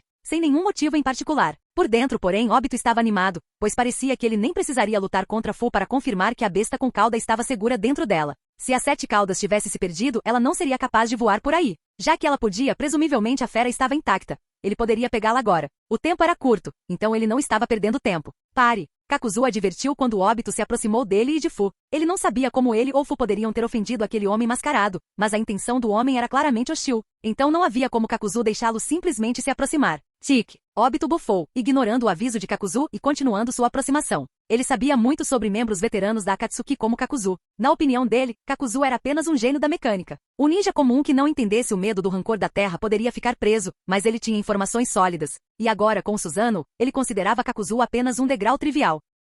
Kakuzu viu Obito ignorar sua exigência e sentiu não medo, mas excitação. Ele passava a maior parte do tempo em missões, raramente encontrando algum ninja verdadeiramente poderoso. Possuía uma série de atributos assustadores que raramente eram testados. Aquele homem mascarado parecia ter alguma habilidade, então seria um bom teste. Kakuzu se virou para seu assistente. Fu, esse cara tem recompensa? De quanto? Fu pegou seu caderno, folheou e disse, Kakuzu-sama, não há nenhuma recompensa no mercado negro pela sua cabeça. Droga, praguejou Kakuzu baixinho. Se não houvesse recompensa pela cabeça de Obito, matá-lo só renderia os objetos de valor que ele carregava, e não um pagamento no mercado negro pelo seu cadáver. É claro que Obito ouviu as palavras de Kakuzu e Fu. Quando percebeu que eles queriam matá-lo e lucrar com a situação, ficou furioso. Vou matar vocês dois, seus tolos que não sabem qual é o seu lugar. Com isso, sua figura avançou como uma flecha disparada de um arco, indo direto para Kakuzu. Especialistas conseguem se avaliar instantaneamente. No momento em que Obito atacou, Kakuzu e Fu perceberam que ele não era um amador, mas um mestre. Os olhos de Fu brilharam. Kakuzu-sama, devemos nos unir e acabar com ele rapidamente. Não, Kakuzu acenou com a mão, dispensando-a com confiança, os olhos fixos em Obito. Você só vai observar. Preciso alongar meus músculos. Enquanto falava, Obito se aproximou ainda mais, mas Kakuzu não recuou, avançou direto para cima dele. Os dois homens se lançaram um contra o outro em velocidade ainda maior. Tis! Bang! Eles colidiram no ar num instante. Kakuzu estendeu uma mão negra em direção ao coração de Obito, mas ela atravessou o corpo do homem sem causar danos. Ele não conseguiu arrancar o coração do homem, embora parecesse que o atravessou, não atingiu nada. Clang! Ao mesmo tempo, Obito tinha uma kunai apontada para a monstruosa máscara do medo da terra atrás de Kakuzu, ou seja, seu coração. Mas a kunai atingiu algo tão sólido quanto a muralha de uma fortaleza, aparentemente bloqueado por uma armadura resistente. O recuo deixou a mão direita de Obito um tanto dormente. Eles se separaram rapidamente novamente. Obito estava inquieto. O que está acontecendo aqui? Kakuzu não é como as informações indicavam. Ele havia planejado usar a negligência do inimigo para destruir um coração e, em seguida, usar a habilidade de atravessar corpos para eliminar os demais. Mas o corpo de Kakuzu apresentava alguma alteração não listada nos dados, frustrando o plano de Obito. Kakuzu, falhando em arrancar o coração de Obito de uma só vez, o encarou pensativamente.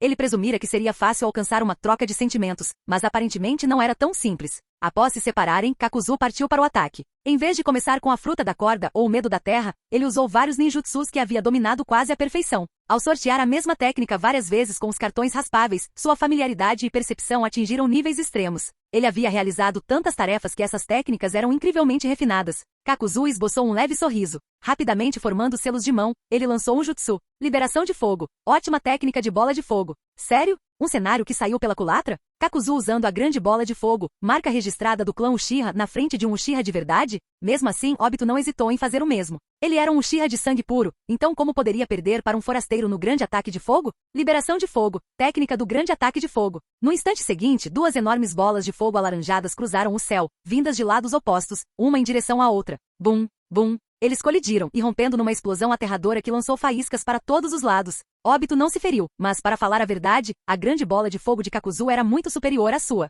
Isso o enfureceu, então ele decidiu que não ia mais brincar com fogo. Susanoo. Ele invocou o poder de Susanoo, um enorme esqueleto azulado que o envolveu, rapidamente criando carne e pernas, e em seguida uma armadura e uma espada em sua mão. Mais um passo e seria um Susanoo de corpo inteiro. Kakuzu murmurou ao ver a cena. Não me admira que tenha ousado me desafiar. Você tem talento. Na testa do esqueleto, Obito disse friamente, chega de conversa, morra. Com isso, ele brandiu a espada Susanoo contra Kakuzu. Zumbido. Corte. O efeito foi imediato. Onde Kakuzu estava, agora ele estava reduzido a fios negros que dançavam descontroladamente. Embora a lâmina do Susanoo tenha cortado facilmente os fios do medo do rancor da terra, o próprio Kakuzu não sofreu nenhum dano. Aqueles fios negros podiam ser cortados à vontade. Capítulo 179. Estilo fogo, enxaqueca ardente. Estilo de vento, dano por pressão. Em meio aos fios negros e crescentes do medo do rancor da terra, duas criaturas mascaradas de Kakuzu surgiram e atacaram Obito pela frente, e isso foi apenas o começo. Em pouco tempo, ainda mais fios do medo do rancor da terra emergiram do subsolo ao redor de Susanoo. Em pouco tempo, 5 monstros mascarados do medo do rancor da terra de Kakuzu cercaram completamente o Susanoo de Obito, convergindo para ele sob o controle de Kakuzu. Estilo terra, lança da terra. Soco de tentáculo. Em meio a um emaranhado retorcido de fios negros de medo e rancor da terra, metade do próprio corpo de Kakuzu emergiu. Ele usou o estilo terra, lança da terra para endurecer ambos os braços a um grau extremo e em seguida, conectado por seus tentáculos negros, golpeou Susanoo com seus punhos reforçados. Bum, bum. Embora os golpes fossem muito fortes, não causaram danos graves a Susanoo. Mas ao mesmo tempo as bolas de fogo do estilo fogo, enxaqueca ardente e as esferas de vento comprimido do estilo vento. Dano por pressão atingiram Susanoo uma após a outra. As criaturas mascaradas restantes e vários outros ataques de fios negros também caíram incessantemente sobre ele. Bang, bang, bang. Por um tempo explosões sacudiram o Susanoo sem parar. Depois de aumentar seu chakra total em 300 cartas, Kakuzu não se preocupou mais com o consumo de chakra. Em meio à batalha, gastar seu chakra quase não lhe passava pela cabeça. Estilo relâmpago, falsa escuridão. Estilo água, parede de formação de água. Um monstro mascarado, preso por fios do medo do rancor da terra, apareceu bem em frente à testa de Susanoo. De sua boca, disparou 2 gigantescas lanças de relâmpago diretamente contra Obito. Semelhante à versão de falsa escuridão usada por alguns Kusarigamas secretos, esses dardos de relâmpago teoricamente podiam penetrar rochas com facilidade e eram extremamente letais. Se a rocha é morte instantânea, então o raio que pode perfurar rocha também é morte instantânea, então presumivelmente poderia matar instantaneamente Obito, pelo menos em teoria. Felizmente para Obito, aquilo era apenas teoria. Caso contrário, ele já teria sido derrotado. Aquelas 2 lanças de relâmpago azul brilhante atingiram Susanoo, causando 1 ou 2 rachaduras extremamente pequenas, praticamente insignificantes. No entanto, os ataques de Kakuzu continuaram ao redor, vindos de várias direções, implacáveis. Assim que as lanças gêmeas de relâmpago cessaram, um canhão de água de alta pressão do estilo água, parede de formação de água atingiu a parte de trás da cabeça de Susanoo. Droga! Obito praguejou baixinho. O ataque constante de Kakuzu o enfurecia. Ele ordenou que o Susanoo brandisse a espada Susanoo contra o corpo exposto de Kakuzu. Bum! Como antes, sua espada cortou Kakuzu em inúmeros fios negros e retorcidos, sem sentido. Não importava como os fios fossem cortados, eles simplesmente se juntavam novamente. Percebendo que os métodos comuns não seriam suficientes para lidar com Susanoo, Kakuzu não perdeu tempo e usou seu trunfo. Máscara estranha em chama explosiva. Dessa vez, ele lançou uma técnica combinada. O monstro da máscara do estilo fogo se uniu ao monstro da máscara do estilo vento, lançando simultaneamente estilo fogo, enxaqueca ardente e estilo vento. Dano por pressão. Bum, bum, bum. O vento aviva as chamas alimentadas pelo vento explodem com ferocidade. De repente, um mar de fogo escaldante desceu, engolfando Susanoo por completo. As chamas assumiram formas sinistras, dançando no meio do fogo, tornando a cena ainda mais horripilante. Naquele nível, elas finalmente poderiam ferir Susanoo. Obito, por trás dos olhos do Susanoo, ficou surpreso com o poder de Kakuzu. Não era nada do que ele esperava. A princípio, sua intenção era esmagar esse insignificante Kakuzu em segundos. Mas enquanto Obito ficou surpreso com a força de Kakuzu, Kakuzu ficou igualmente impressionado com a resistência do Susanoo. Mesmo estando em meio àquele imenso mar de chamas, o Susanoo sofreu apenas pequenas rachaduras, longe de se romper. Assim, Kakuzu decidiu levar as coisas adiante. Controlando seu medo rancoroso da terra, ele convocou seus monstros mascarados de vento, fogo e relâmpago, reunindo-os em sua mão direita. Ali um chakra azul terrivelmente brilhante se concentrou instantaneamente. O que ele está fazendo agora? Obito murmurou de dentro do Susanoo, sentindo-se inquieto. Kakuzu parecia muito mais forte do que as informações anteriores sugeriam. Sem esperar por uma resposta, Obito optou por não deixar Kakuzu completar sua técnica. Sexta! Ele cruzou os braços da espada de Susanoo em forma de X e desferiu um golpe em direção à figura de Kakuzu. Mas naquele exato momento, a massa de chakra na mão direita de Kakuzu se uniu completamente. Sem perder tempo, Kakuzu desferiu o golpe mais poderoso de sua arte secreta, Medo do Rancor da Terra. Medo do Rancor da Terra, tiro final. Bum! Um raio de chakra azul flamejante irrompeu da mão de Kakuzu. Nesse instante, colidiu com a espada de Susanoo. Bum! Craque! O raio monstruoso estilhaçou a lâmina de Susanoo com um único golpe, continuando em sua trajetória até atingir o ombro de Susanoo. Bum! Estrondo! Até mesmo a formidável defesa de Susanoo foi finalmente rompida, deixando uma enorme faixa de rachaduras como uma teia de aranha. Mais um ou dois impactos diretos ali, e Susanoo poderia muito bem ser completamente destruído. Naturalmente, Obito não tinha intenção de dar essa chance a Kakuzu. Ele se preparou para gastar todo o chakra necessário para lançar o Kamui Shuriken e destruí-lo. Mesmo que isso não matasse Kakuzu de imediato, pelo menos poderia destruir algumas de suas criaturas mascaradas, impedindo-o de disparar outro tiro final. Do medo da terra. Mas naquele instante, Kakuzu repentinamente acenou com as duas mãos, e uma onda invisível de poder se espalhou. No momento seguinte, para o choque de Obito, tudo ao redor deles, o mar de fogo, a floresta circundante, as rochas, o solo, transformou-se em uma massa de estranhos e finos filamentos. Sob o controle de Kakuzu, eles se transformaram em um vasto oceano de fios. Esse mar de fios fervilhava com ondas e espuma aterrorizantes. Branco como uma onda. Em meros instantes, ondas monstruosas de fios se chocaram contra Obito vindas de todos os lados. Até mesmo o poderoso Susanoo estava completamente submerso sob a maré de linhas. Os inúmeros trunfos ocultos de Kakuzu fizeram o couro cabeludo de Obito formigar. Ele percebeu que era impossível ficar ali por mais tempo. Desde o início da luta, Obito não havia conseguido nenhuma vantagem. Além disso, Kakuzu não estava sozinho. O Jinchuriki das Sete Caudas, Fu, permanecia por perto, observando com cautela. Lançando um último olhar para Kakuzu com um olhar conflituoso, Obito dissolveu Susanoo e ativou seu Kamui. Aceitando que não poderia derrotar Kakuzu, ele se teletransportou para longe. Vendo que ele estava prestes a fugir, Kakuzu fundiu inúmeros fios em um chicote gigante capaz de cortar prédios, atingindo-o em um arco. Quebre o branco. Mas quando o ataque atingiu o alvo, Obito já havia escapado. Ao ver o homem mascarado recuar tão miseravelmente, Kakuzu ficou de ótimo humor. Lutar era emocionante. Embora tivesse se divertido muito repetindo missões e ganhando dinheiro para aumentar seu poder, uma briga sem tréguas com um adversário formidável era igualmente empolgante. Quando Kakuzu mandou Obito embora, Fu bateu as asas e entrou para elogiá-lo, como esperado de Kakuzu-sama. Aquele cara não chega nem perto do seu nível. Kakuzu-sama é o mais forte. Kakuzu balançou a cabeça. Não, aquele cara era bem durão, é só que eu sou mais forte. Ele não estava se gabando, apenas dizendo a verdade. O poder de batalha demonstrado por Obito era formidável. Isso forçou Kakuzu a não hesitar nem se conter, levando-o a usar o borboleta branca da Akuma no Mi do tipo corda-corda. Naquele momento final, o ataque iminente de Obito também fez Kakuzu sentir um perigo real. De volta ao cemitério da montanha, Obito aterrissou pesadamente no chão. Exausto, ele desabou sentado. Ele só conseguia pensar em como o mundo ninja havia mudado completamente. Uma coisa era perder para Senshi, mas agora ele não conseguia nem derrotar Kakuzu. Claro, talvez ele ainda pudesse ficar mais forte, mas se ele não conseguiu lidar com Kakuzu, como ele poderia lutar contra todo o grupo sob o comando de Senshi? Droga, ele praguejou. Será que eu realmente preciso dar esse passo? Ele retirou o frasco de vidro que continha o Rinnegan. Se a captura das Sete Caudas tivesse corrido bem, isso poderia ter sido suficiente, mas agora a operação terminou em derrota. Ele não só falhou em obter uma besta com cauda, como também não conseguiu derrotar Kakuzu. Não lhe restava escolha. Sozinho, junto com Zetsu branco e o completamente inútil Zetsu negro, não havia como avançar. Aquela formação não tinha a menor chance contra o povo de Senshi. Soltando um longo suspiro, Obito percebeu que se quisesse continuar com o plano, teria que ressuscitar Madara, ou talvez Tajima. Madara era poderoso, um dos dois heróis lendários dos estados combatentes, frequentemente em conflito com o deus Shinobi Hashirama. Embora nunca tivesse derrotado Hashirama, o fato de poder enfrentá-lo de igual para igual dizia muito. O Uchiha Tajima também não era um qualquer. Madara o chamara de pai no passado, quando ele fora um líder do clã Uchiha. No entanto, reviver Tajima custaria uma enorme quantidade de energia vital, já que ele havia morrido há muito tempo. Por fim, Obito decidiu que era melhor reviver Madara. Havia passado menos tempo, além de ele conhecer as capacidades de Madara. Assim, Obito dirigiu-se a um espaço aberto no cemitério da montanha. Chegando lá, removeu sua máscara e disse, Zetsu Branco, ajude-me a trocar para o outro Rinnegan. Zetsu Branco emergiu da pedra, e Obito jazia sobre uma plataforma rochosa enquanto Zetsu Branco substituía seu Sharingan pelo segundo Rinnegan.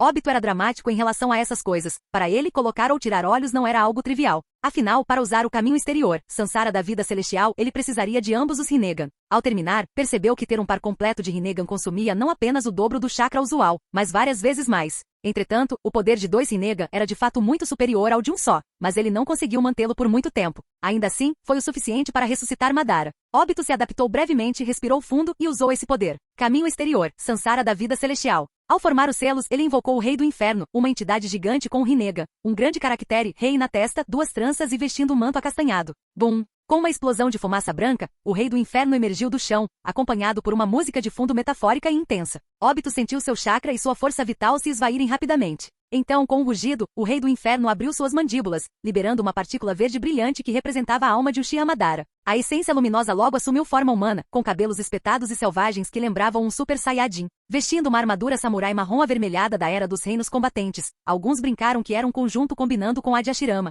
Assim que aquele brilho assumiu completamente a aparência de Madara, Obito dissipou a invocação do Rei do Inferno, deixando-a desaparecer em uma nuvem de fumaça. Desabando sobre a plataforma de pedra, ele sinalizou para Zetsu Branco remover o segundo Rinnegan e restaurar seu Mangekyou Sharingan. Não era possível para ele manter ambos os Rinnegan, dado o enorme consumo de chakra e a força vital que ele havia gasto para reviver Madara. Quando Obito reativou seu Mangekyou, Madara, recém-revivido, abriu os olhos. Imediatamente, uma aura feroz percorreu a câmara subterrânea, repleta de energia dominadora. Ao observar a cena, Madara notou que Obito o havia trazido de volta. Isso não era surpreendente em si, mas ele esperava ver Zetsu Negro por perto também. Ele ficou ainda mais intrigado com o fato de Obito parecer ter usado o Rinnegan por vontade própria, sem qualquer manipulação de Zetsu Negro. Contudo, ele logo percebeu que Obito estava bastante debilitado, apresentando alguns ferimentos. Friamente, Madara perguntou, você se saiu bem, mas o que aconteceu com seus ferimentos? E onde está Zetsu Negro? A menção de Zetsu Negro fez Obito querer praguejar, mas como ainda precisava do poder de Madara para executar seu plano, manteve-se em silêncio. Resmungando, sentou-se e disse, Zetsu Negro é menos útil que Zetsu Branco ultimamente.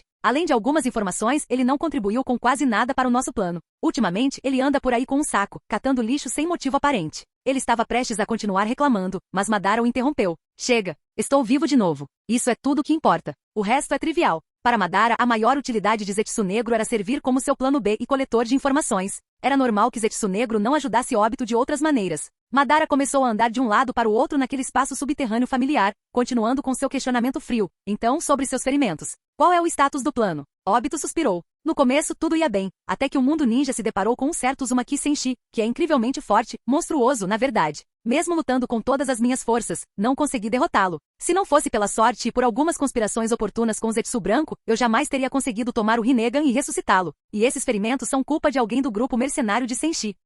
A expressão de Madara implicava que decepção. Uzumaki Senshi? Nunca ouvi falar. Se esse Senshi fosse apenas um novato arrogante do pós-sendo combatentes, não parecia motivo para tanto temor. Madara lançou um olhar severo para Obito. Não reclame da força do inimigo. Analise suas próprias falhas. Por dentro, Obito queria protestar que não era culpa dele, era que aqueles caras tinham ficado incrivelmente fortes. Mas por fora ele se conteve. De qualquer forma, eu consegui cumprir parte do nosso plano, continuou. Temos o Rinnegan e a estátua Gedo está aqui. Mas capturar as bestas com cauda não tem corrido bem. Ele estava perplexo. Como assim? Capturar as bestas com cauda não tem corrido bem. Elas são fáceis de capturar. Talvez ele estivesse começando a pensar que talvez Obito não fosse tão incompetente afinal, talvez alguns novatos extraordinários tivessem surgido depois da sua era. Mas logo Obito dissipou essa ilusão. Não é só que eu não tenha capturado a 8 caudas ou a 9 caudas. Na verdade, além da 3 caudas, nenhuma das outras 9 bestas com cauda está em nossa posse. Por um instante Madara duvidou do que ouvirá. Então, em todos esses anos, das 9 bestas com cauda, apenas a 3 caudas havia sido capturada? A expressão de Madara escureceu. Ele perguntou friamente. Por quê? Antigamente, capturar bestas com cauda era aparentemente trivial para ele pessoalmente, mas ele detestava a ideia de ter que fazer isso sozinho. Enquanto isso, se não fosse por roubar o Rinnegan, Obito basicamente não teria feito nada. Obito explicou. Tudo graças a esse Uzumaki Senshi. Ele é uma incógnita enorme. Há muito tempo, ele simplesmente tomou a 3 caudas de Keri por conta própria. Eu estava preocupado com o caos que isso poderia causar, então me contive. Madara já havia parado de ouvir. Então nem mesmo a 3 caudas foi capturada por Obito? Nesse caso, Obito basicamente não havia realizado nada durante todos esses anos. Desapontado, Madara disparou. Obito, você me decepcionou. Você foi muito negligente. A desculpa de um shinobi não pode ser que o inimigo é muito forte. Obito queria dizer que não era negligência. Ele estava fazendo tudo o que podia, mas sempre era impedido por Senshi. Mesmo assim, ele engoliu a frustração, oferecendo as informações cruciais que possuía. Realizei muitas operações para impulsionar nosso plano. Derrotei os Jinchuriki de 1, 2 e 6 caudas, um após o outro, mas nunca consegui as bestas com cauda. Aparentemente, elas foram roubadas por algum método desconhecido, cortesia de Uzumaki Senshi. Ao ouvir aquilo, Madara achou tudo muito cansativo. Toda aquela conversa sobre como o inimigo é tão forte, é tão difícil progredir, em nenhum momento Obito refletiu sobre si mesmo, e a ideia de que as bestas com cauda foram roubadas de seus Jinchuriki, deixando os hospedeiros vivos, parecia absurda. Uma parte de Madara suspeitava que Obito pudesse estar perdendo o controle devido ao estresse, mas considerando a frequência com que Obito mencionou Uzumaki Senshi, talvez ele devesse investigar. Entretanto, ele precisava ouvir de Obito e Zetsu sobre as mudanças atuais no mundo ninja para poder planejar seus próximos passos. Então Madara disse casualmente: "Conte-me sobre o estado atual do mundo ninja. Além disso, quem exatamente é Uzumaki Senshi?" Ao ouvir isso, a sonolência de Obito desapareceu. De fato, o mundo ninja havia mudado drasticamente, mesmo você, Lord Madara, talvez não consiga lidar com isso facilmente, pensou ele. Obito conduziu Madara até a frente da estátua Gedo. Madara a observava pensativamente enquanto Obito permanecia ao lado, descrevendo os tempos e explicando tudo sobre como o mundo havia mudado. Decidimos começar por Amegakuri, já que foi o lugar que mais sofreu mudanças. Na verdade, a transformação do mundo inteiro teve origem, em grande parte, no grupo de Amegakuri. Na Terra, em um certo mercado negro. Após uma longa jornada, o grupo de Senshi chegou. Na entrada do mercado negro, Karin estendeu a mão e disse seriamente: "Senshi, você usou o fruto da minha sabedoria. Não me deve uma comissão? Afinal, eu elaborei um plano perfeito para nos ajudar a cumprir nossa missão na aldeia." Senshi olhou para a mão estendida dela e a afastou com um tapa casual. Desde quando ele, Uzumaki Senshi, pagava comissão a alguém, isso era uma questão de princípio, inegociável. De qualquer forma, Karin era esperta. Ela simplesmente escondeu a mão atrás das costas e sorriu. Ela sabia que era difícil arrancar dinheiro de Senshi, então estava apenas testando. Independentemente de conseguir ou não alguma coisa, ela não se preocuparia mais. Haviam chegado à Terra, uma das 5 grandes nações. Certamente não faltariam novas encomendas. Enquanto Karin provocava Senshi, Musen perguntou casualmente: "Senshi-sama, existem vários mercados negros aqui na Terra. Será que cada um de nós deveria cuidar de alguns deles? Sério, cada pessoa responsável por vários mercados negros? Será que Musen achava que todos estavam no mesmo nível de poder que ele, administrando vários mercados negros inteiros?" Ao ouvir as palavras de Musen, Lanil esfregou as têmporas em exasperação, enquanto Lanvu suspirou. Se não fosse pelo fato de Uzumaki Senshi, que também usava o estilo madeira, parecer normal, eles suspeitariam que o estilo madeira corroía o cérebro. Enquanto isso, Raimon Yukika murmurava para si mesma: "Idiota." Então, como se não bastasse, seu irmão Raimon Ayate se virou para Senshi com igual seriedade: "Sim, Senshi-sama. Que tal cada um de nós cuidar de tarefas de vários mercados negros?" Surpreso, Senshi percebeu que havia mais de um gênio à mesa. Raimon Yukika parecia prestes a explodir. Será que eu sou mesmo irmão de sangue desse idiota? Enquanto isso, Sasori e Deidara, parados atrás de Senshi, se pegaram pensando: esses jovens podem nos superar. Porque inicialmente eles também queriam que cada um cultivasse um único mercado negro. Talvez isso tivesse sido conservador demais. Ao ser questionado por Musen e Ayate, Senshi explicou como eles haviam obtido sucesso no mercado negro da Terra do Relâmpago. Escutem bem, pessoal. Desta vez, vamos nos concentrar em transformar este mercado negro comum na Terra do Norte no seu mercado negro de excelência. A verdadeira necessidade dos clientes é ter suas encomendas concluídas rapidamente, certo? Se todos nós do grupo mercenário nos reunirmos aqui para realizar tarefas, a taxa de conclusão das missões deste mercado negro vai disparar, atraindo cada vez mais clientes. Enquanto ele falava, Lanil, Lanvu, os irmãos Raimon, Sasori e Deidara ouviam atentamente. Musen até pegou um caderno para fazer anotações. A princípio, Senshi ficou agradavelmente surpreso. Finalmente, Musen estava fazendo algo certo. Ele sabia que não era muito inteligente, então estava anotando as coisas. Depois, percebeu que Musen estava, na verdade, escrevendo sem sentido. Era tudo uma farsa, sem conteúdo real. Senshi quase perdeu a cabeça. No fim, se conteve, lembrando que discutir com Musen sobre trivialidades era inútil e poderia aumentar sua pressão arterial.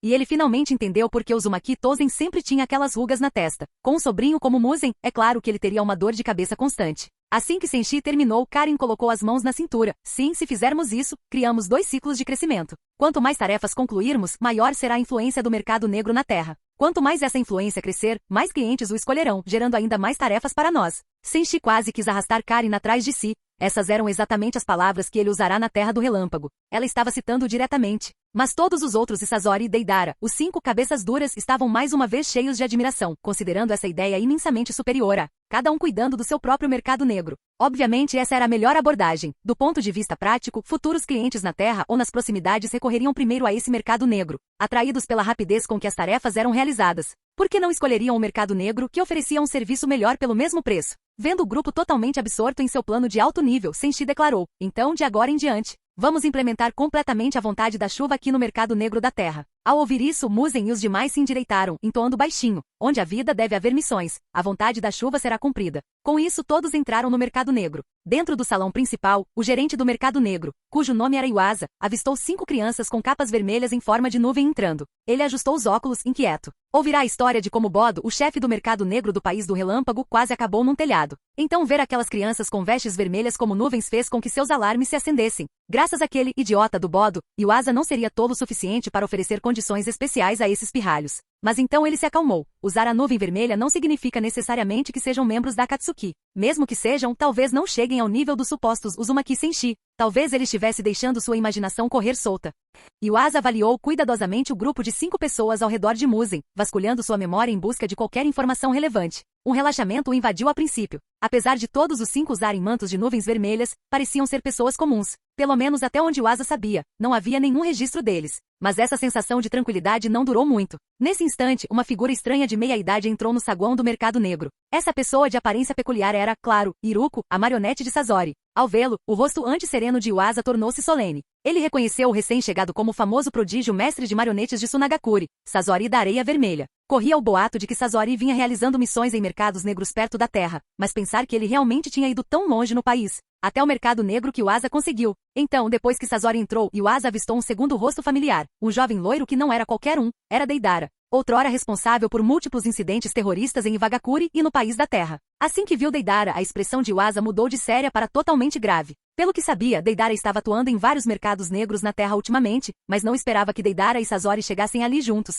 E no entanto, outra presença forte surgiu. No instante seguinte, Yuasa viu uma jovem ruiva de aparência marcante, também vestindo um manto vermelho como nuvens, entrar no salão. Ele reconheceu seu rosto imediatamente. Embora nunca a tivesse conhecido, ele sabia perfeitamente quem ela era. Aquela jovem era ninguém menos que a assistente daquele lendário mercenário do mercado negro, amplamente considerado o mais forte do mundo ninja, Uzumaki Senshi. E a própria jovem era Uzumaki Karin. Ao ver Karin, Yuasa, que estava sentado atrás do balcão, ficou um pouco inquieto. Aquela situação era claramente mais extraordinária do que ele imaginara inicialmente. Então, naquele instante, uma presença muito mais pesada chegou. Sem hesitar um segundo, Yuasa saltou da cadeira com os olhos arregalados de espanto, pois quem acabará de entrar no mercado negro era o homem cujo prestígio se erguia como uma montanha acima de todos os shinobi do mercado negro, uma lenda inalcançável. Lord Uzumaki Senshi, o maior mercenário do mercado negro. No momento em que Senshi entrou no saguão, Yuasa e os outros funcionários se levantaram em uníssono. Então, Yuasa fez uma reverência e falou com profundo respeito. Em nome de todos neste mercado negro da terra, saúdo o lendário mercenário do mundo ninja, Lord Uzumaki Senshi. Assim que ele disse isso, todos os outros funcionários no saguão também se curvaram. O nome de peso projeta uma sombra enorme. Nesse ponto, a estatura de Senshi no mundo ninja, particularmente nos mercados negros, havia atingido patamares sem precedentes. Portanto, esse tipo de recepção não era exagero. Ao observar aquilo, Senshi coçou o queixo. A cena lhe deu uma leve sensação de déjà vu. Será que alguém estava prestes a se aproximar e pedir que ele demonstrasse um pouco de poder, não por duvidarem dele, mas para abrir os olhos de todos? Felizmente, as coisas não descambaram para o absurdo. Nesse instante, Yuasa interveio educadamente e perguntou: Lord Senshi, há algum propósito especial em sua visita ao nosso mercado negro? Em vez de responder diretamente, Senshi simplesmente estendeu uma das mãos. Yuasa fez uma pausa por um instante, depois sorriu e declarou: de fato, em qualquer mercado negro do mundo ninja, Lord Senshi ocupa o ápice, capaz de cobrir os céus com uma só mão, agitando nuvens e invocando a chuva. Fim do vídeo. Para acesso antecipado à continuação dos vídeos, ou para incentivar o canal, vire membro. Muito obrigado.